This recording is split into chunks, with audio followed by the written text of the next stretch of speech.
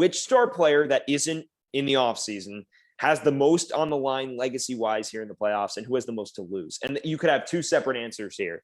But ultimately, with guys who are left, who do you say, one, has the most on the line, and two, has the most to lose from these playoffs? We don't have to talk about most to gain. More applies to that first question. That's tough. I'm going to say Giannis. For most which one? To lose. Most to lose. Really? You there? Yeah, I'm there. You hear me? Yeah. Ooh, my computer does not like me running all this stuff. My internet does not like me either. All right. So you say Giannis.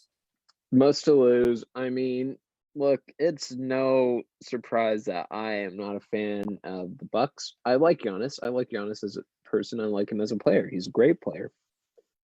I just, over the past few years, the Bucks have choked hard. True. Okay, they lost to Miami last year. I think 2 years ago they lost to the Celtics or something, or the Raptors maybe. Mm-hmm. Yeah, 3 years ago lost in the finals, I think. Conference finals. Conference finals, not the actual finals. Yeah, they're chokers. And I want to give this team credit because they made some great acquisitions in the offseason and during regular season. But I can't until I see them move on to like the actual finals. You know? You're in believe it when you see it mode. And that's why I mean, like, because this team is like known as Giannis's team. I mean, it's the Greek Freaks team. So it all rides on him, you know?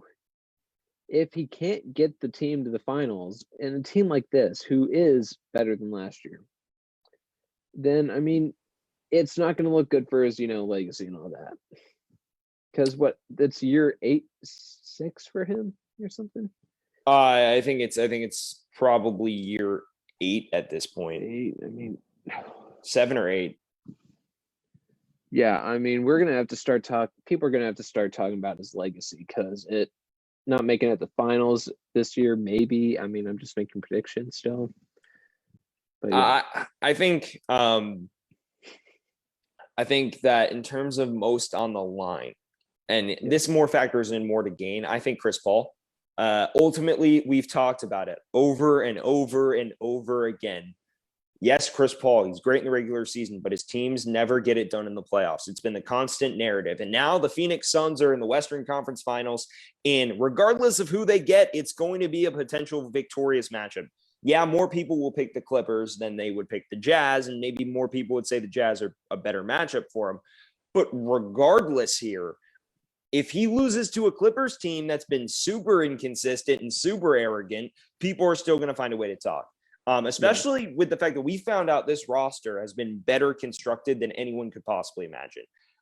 I don't think that means he has a lot to lose. Ultimately, he's just trying to win that ring. And if he fails, it'll just fit into the narrative that already exists about him. But I think that he has so much where he could elevate himself into top 2, top 3 in the best point guard of all time conversation if he wins these finals, because that's the only thing that's held him back in those conversations. So in that front, I mean, point guard has a lot on the line. In terms of most to lose, I'm going to go a different direction, and I'm going to talk about a guy who's already won, Kawhi Leonard. I think there's a lot on the line for Kawhi Leonard, because look at his, first of all, we know rings are rings. If you win a ring, you deserve credit, especially if you're the best player on the team that wins a ring. And he was objectively in 2019 with the Raptors. But also, as we've seen with guys like LeBron James, Kevin Durant, people will try to take away from those rings and take away from that greatness. I mean, Joe, you showed me tweets slandering LeBron James, being like, oh, Draymond was out one game in 2016. And, in 2012, he played Young Thunder and blah, blah, blah. And then with Durant, it's the narrative that he played on super teams. With Kawhi Leonard, there's a pretty clear narrative in place. If he kind of crashes out in the second round with the Clippers again, you were in a perfect system in San Antonio with a bunch of aging, but still very good stars. And then you played for another good system, and you were just the piece that got them over the edge, because ultimately the Raptors won 50-something games the next year.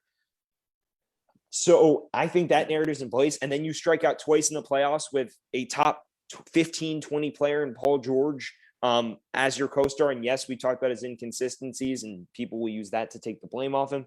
But ultimately, Kawhi Leonard's been getting bashed a bit more recently when the Clippers fail, especially this year when they were looking in bad shape against the Mavericks.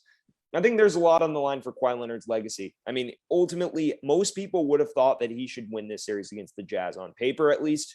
Obviously, they don't play the games on paper, but that's part of this discussion. And I think there's a lot on the line for Leonard. I think Twitter slander would be off the charts for the entire Clippers franchise, and I don't think Leonard's immune to it if they lose. Mm-hmm.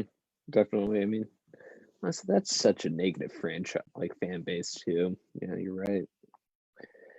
Most to gain though, because you cut me off. My apologies. Dang it. I would agree with you, Chris Paul. I think his legacy is kind of set. I think just getting that ring is like a, gold star on his resume. Yeah, it's the only thing that he's lacking, really. Yeah, I mean, obviously he's a Hall of Fame player. He's going to be a top 5 point guard all time, top 7 point guard all time. But that ring might put him over the edge in a lot of those comparisons. Yeah. But I'm gonna change it up, and I'm gonna say Donovan Mitchell. Really? Yeah, and this is mainly because what Stephen A. Smith said. Like he's the best player on the Jazz franchise. He's not yet. Yeah, I mean, he said it was the best player of all time. It was kind of a lot. He's not yet. No, John Stockton and Karl Malone are above him. But I think if he does make it to the finals, which I hope doesn't happen, because I do want Chris Paul to get everything. But if he does make it to the finals, I think like that starts his quest to being one of the best in the Jazz franchise history. So Stephen A. Smith might one day be right, and he can look back on it and say, I told y'all he was going to be the best, that he was the best player in Jazz franchise history, like 5 years or so. But for I was now, only 5 years early. Yeah, I'm a mind reader, y'all. But right now, like this is the start of his journey, to just prove Stephen A. Smith right.